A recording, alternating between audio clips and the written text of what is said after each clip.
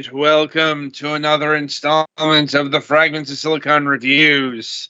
Um, Slight delay there, given some technical problems, which have been ironed out, thankfully.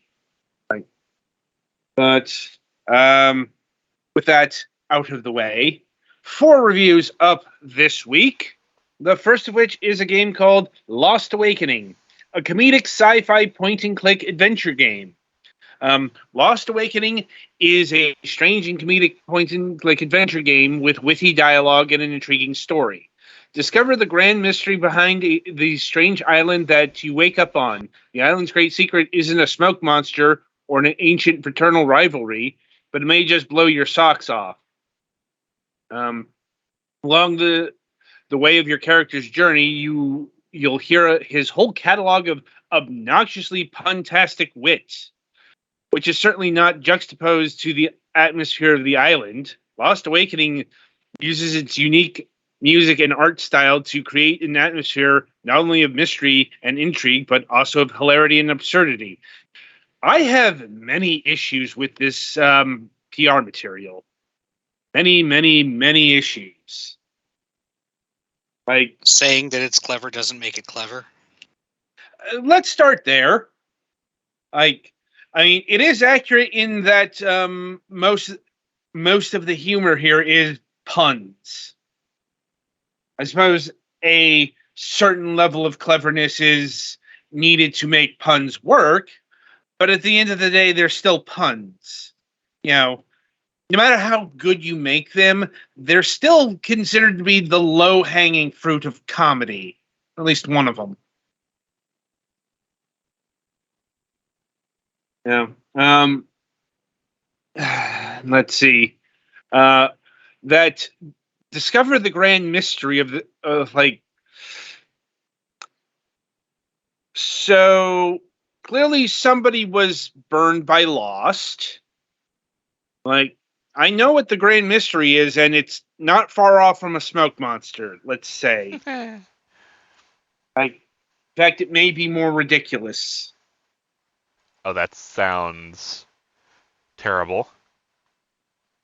It was quite terrible. And stomach churning. And not in the good kind? I'm like, I'll leave that for you to discover. I don't think I want to get that far. I mean, it's a fairly short adventure game. Like, you know, it says it clocks in about 1 to 2 hours here. I'm like, that's maybe being a bit generous. I mean, granted, that's like figuring out everything. You know, when you get down to it, this is a very basic point-and-click adventure game. And I do mean basic. You know, and it operates very traditionally. You know, it's like you get objects, you use objects on things to make different things, or basically as keys on doors, sometimes literally, and solve puzzles. Like, you know, there's not much to report there in terms of gameplay. And in terms of logic, it's fairly adventure gamey, let's say. Like, how adventure game are we talking? Are we talking King's Quest levels of bullshit, or just... Nothing like that. Fair enough.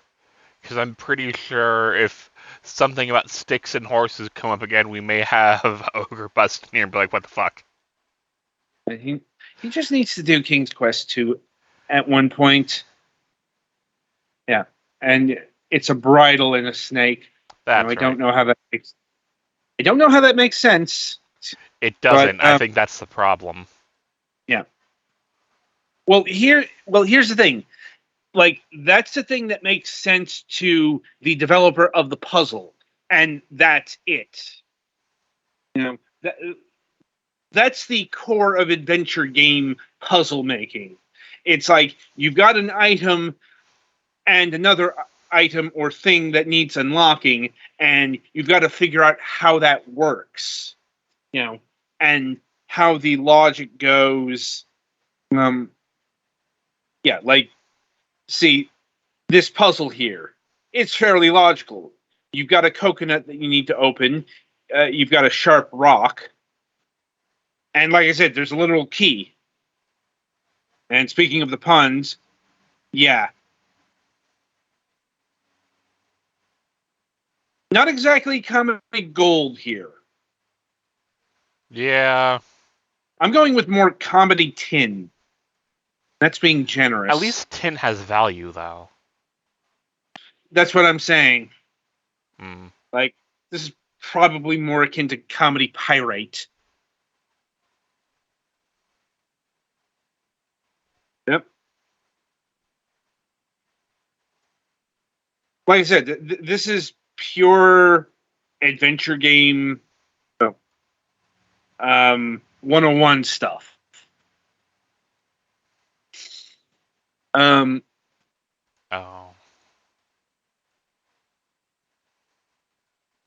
Remembering correctly, you got to use the rod somewhere else somewhere on the other side of the island. Let's try the acid first, see what happens. Yeah, Yep.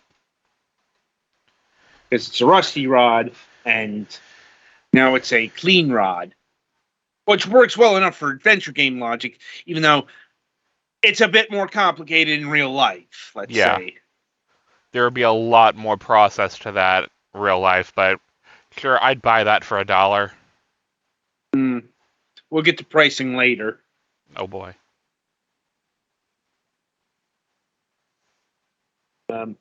But anyway, so this game really doesn't have much going for it, if I'm being honest. As I said, in terms of I keep coming back to this, but it keeps remaining true in terms to adventure game. It's very basic, which is a good thing and a bad thing. Good thing, it keeps things relatively clear cut, but it's bad where there's no real ambition in terms of the puzzles, or at least there's very little. Like, this machine here is about the most you're going to get. So I'm guessing I'm still missing parts. You've got to take the note out of the bottle.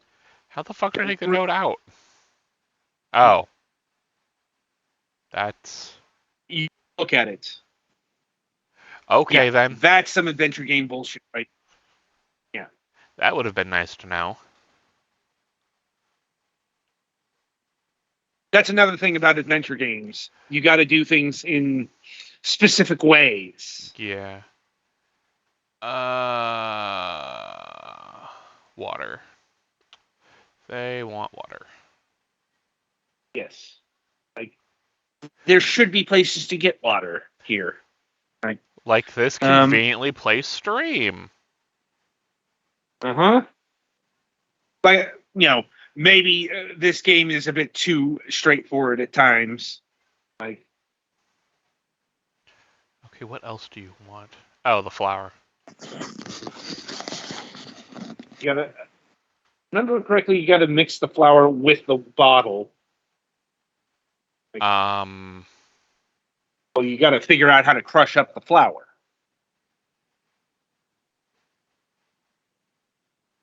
I forget how to do that. Yeah, unless does it involve the rock? Figured that. Like, does it? Like I said, it's actually been a while since I played this game, since I blazed through it so fast. Like, but anyway, so yeah, you're getting a good sampling of what the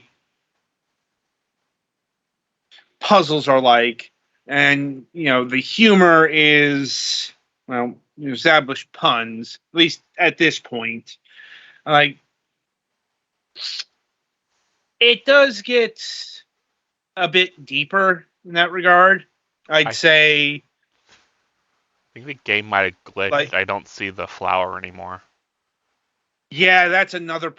That is a problem with this game. inventory objects will drop out, or you'll get duplicates. Hint: exit the game and go out and come back in. Oh, like full Like- quit? Possibly. Yeah, full. Yeah, that's an actual problem with the game. It's not, it's not exactly solidly coded. Oh, it's fully gone. Well, shit. Or you might have used it on something.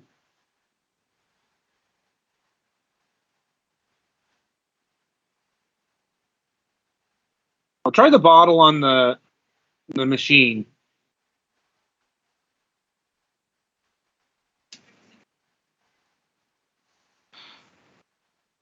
Doesn't seem to work. Doesn't seem to work. You may be stuck. Damn it, that didn't happen to me. Fun. Well, I'm just going to put this on the title screen then, because fuck this. Yeah. Still, you hit upon on the major problem in this game, and what really sinks it is, well, that inventory objects will disappear, or you'll get duplicates, or a background object will become an inventory object somehow. Okay, maybe that's a new one that I've never seen happen on anything before. Yeah, like a palm tree ends up being an inventory item, and I'm like, what? So I'm not exactly sure what's going on with that, but it's a problem. Homie was just bitching about a barrel of corrosive acid, yet he has an entire palm tree in his bag. Well, he's not supposed to. Yeah. That's the thing. It's one thing if that's a legitimate puzzle piece, and there are adventure games that can run that kind of wacky. Mm-hmm. Glances over at many of the King's Quest games. LucasArts, Sierra, yeah. I can't think of something that would use an entire palm tree, but something very goofy. Mm-hmm. Like Day of the Tentacle comes to mind. Yep. Anyway, but that's the major problem here. Now, granted, if you do get stuck and have to reload, it's not a big deal because the game is so short. Mm. But it's still a problem. And speaking of problems, let's talk about the aesthetics here. Of note, I did switch the graphics settings to no retro graphics, because the retro graphics make my eyes want to bleed. Yeah, you might want to turn on the retro graphics to show them how bad that is. Good luck. Just the title graphic looks really janky. So yeah, welcome to visual hell, boys and girls. Oh yeah, that's not very good. No, it is not. And it goes down to your guy and his walking animation. Mm-hmm. Like it looks like it's something out of Prince of Persia. No, Prince of Persia was animated well. I guess. Mainly because that was rotoscoping, but still, that was really good animation for 1989. This, even in the 80s, this walk cycle would not have been acceptable. Oh yeah. And yet, oh god. I don't want to be here. You're just now noticing how awful that looks, right? I mean, yes, in retro graphics, everything in old style computers they did use a lot of what's the word? Is it the word for when you use a overlapping grid of two colors to indicate a shade between the two colors. But that's because they had to, and they did it in specific dithering, and they did that in specific methods that made sense and looked good. This looks like it auto applied a bad dithering filter. Yeah, and yet I half suspect that all of this is intentional. Mm-hmm. But the developers intended to have the game look this way and not just, hey, let's pick the hot pink background things that clash with everything because we're very lazy.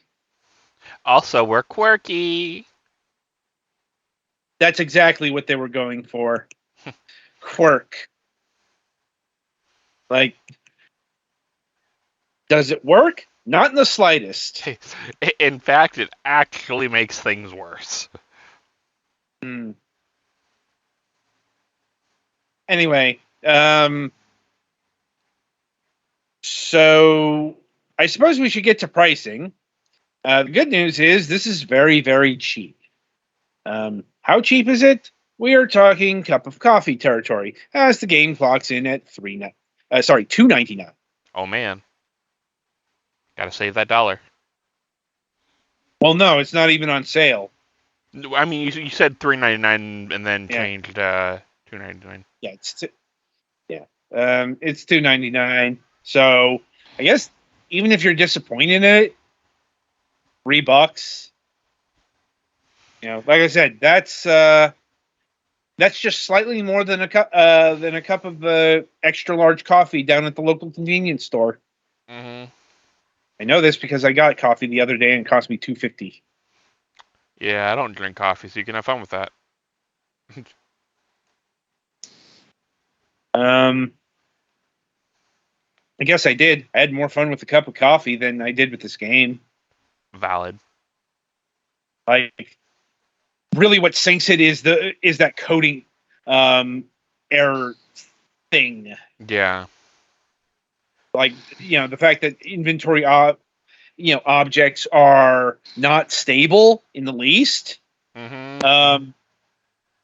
And not the fun kind of not stable, your game's broken and you have to start over from the very beginning levels of broken. The clashing aesthetics, that's a subjective thing. The rancid walk cycle, that's so minor, it's it's ignorable. That's an artistic choice that was made. It was not the correct artistic choice, but it was a choice that was made. Yeah. The basic humor. Okay. Humor is really subjective. Like I said, there's a lot of subjectivity here. The fact that items can disappear and get you stuck. Yeah. That is an automatic can't recommend. Yeah. And levels of stuck that's not just reopen the game and you're fine. Levels of stuck of you need to start over from the beginning. Right. And it's not helped by the fact that you only have one save slot. Yep, I noticed that and I was like, oh, that's a problem. I get that death isn't an issue here, but when your game is so shittily encoded that soft locking it is entirely possible and entirely random, well, you see the results. Yes. So, yeah, got to go, a below par adventure game at best. Can't recommend even at very cheap prices. Yeah, I guess keep an eye on it. If they update it and fix the item instability, it may be worth a glance if you can find it on sale. Though at full price is still not the worst thing ever. We've definitely had more broken games this year. This seems like humor-wise, Naka would probably enjoy this more than we would. I guess I'm like, Like, you have to ask him. Yeah. I generally like puns, but the graphics on this just like even on the normal setting, just I can't get over how the title looks like it's broken. Yeah. I didn't keep track of this in development. I don't know which came first, if it was the retro graphics or these graphics. But I'm guessing it might have been retro first, judging by how the title card looks. Because it looks worse when the retro graphics are removed. Mm-hmm. Well, I'm like, that's something that the developers can tell us if they decide to email back. Very occasionally, the developers will actually watch these videos, Right. with feedback and insights. Or possibly often, a request for a review. So. That wouldn't be the first time that's happened. I mean, yeah, we actually do have several people coming up where we've done reviews of their games. Oh boy. So I'm like, in fact, that's happening this Friday, but more on that later.